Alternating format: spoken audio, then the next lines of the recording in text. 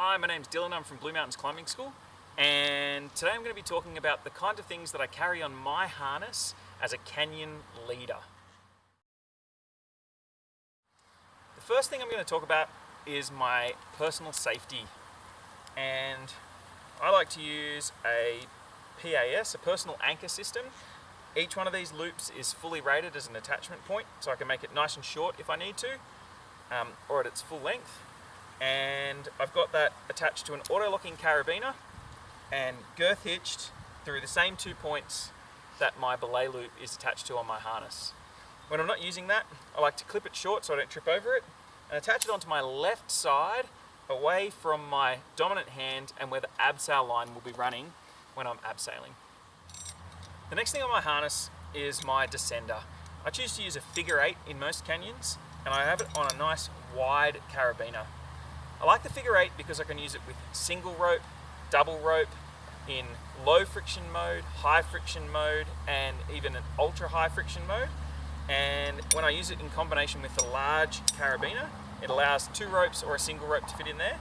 And if I ever drop the figure 8, I can use this as a Munterhitch carabiner, as an improvised descender. I can attach that to my harness, and I keep it on my right hand side where the abseil line runs, because I'm usually using that straight on here and it doesn't get in the way when I'm abseiling. The next thing I carry is a spare descender, and I like an ATC guide. It's a tubular device, and I've got it on a locking carabiner. Again, I can use it with single rope, double rope. I find it very handy when I'm abseiling on skinny ropes, and I also use it a lot when I'm lowering participants or bringing them up on a climb. I keep that around the back on my left hand side so it's out of the way until I need to use it. The next thing on my harness, I've got 3 Prusiks. I keep these on an oval shaped carabiner. Oval carabiners are excellent for making sure they run in a good alignment when I'm constantly loading and unloading them in maneuvers. They're less likely to cross load, and they're very strong end to end. I carry 3 Prusiks on my harness. The first one is a chest Prusik. It runs from the crook of my thumb to the center of my chest as a length. The second one is the same.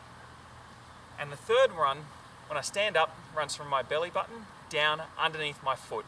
And they're the 3 lengths for my Prusiks on my harness.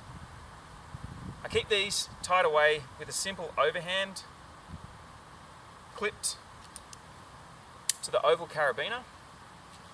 There are lots of fancy ways of tying these, but I find this a nice, easy way to manage them.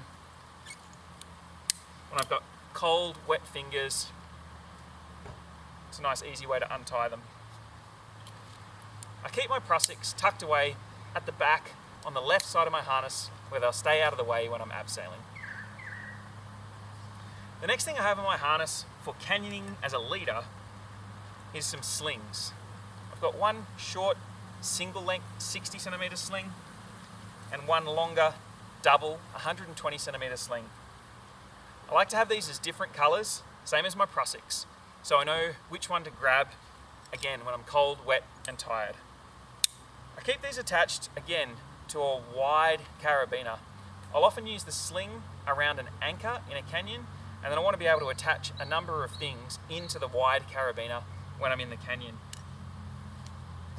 To attach slings to my carabiner, I just twist them up, bring the 2 ends together and clip them in. I find that to be a great way to keep them out of getting tangled, but also convenient to undo when I need to access them. I also keep these on the left hand side of my harness, right out at the back until I need them. I also carry 2 locking carabiners that I use in my anchors. One might be for a focal point or a power point in an anchor, and the other one I'll use for creating a safety attachment point, potentially for participants in the group, or maybe backing up an anchor. I'll keep these at the back on my right hand side, because typically by the time I'm actively involved with abseiling, they've been used in the system somewhere.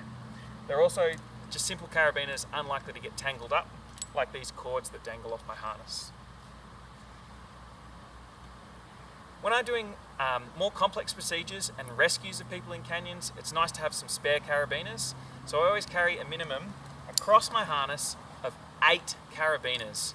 I found that that's enough carabiners to be able to keep myself safe, build an anchor, and run most of the rescue procedures that I use on the cliff. The last 2 things that I have on my harness are a lightweight knife. This knife I've never had to use, but I know it's there. If I'm ever working in moving water and someone's trapped in that moving water, that I've got this as a rescue option. It's definitely an advanced technique that you want to think about the implications for, but it's an excellent tool and one that I would highly recommend you have anytime you're working with ropes. I keep this one right at the back of my harness, somewhere where I know it is, typically on my left-hand side as the last thing furthest around to the back. Not all of the canyons that I go on require me to use a glove, but if I'm doing a canyon with large abseils, I like to carry a lightweight glove to protect my dominant hand. In canyons, I also like to have my fingers free so that my fingers, I can still use them to unscrew carabiners, tie knots, those sorts of things. So this glove just protects the palm of my hand. I've got it attached to my harness with the smallest carabiner I can find. Keep that on my right side, right at the back, out of the way, unless I need it for abseiling. The only other thing that I carry with me is my helmet, and sometimes I like to have a whistle attached to my helmet so that I can make emergency signals in noisy, wet environments in canyons to get people's attention. And that's what I carry on my harness as a canyon leader.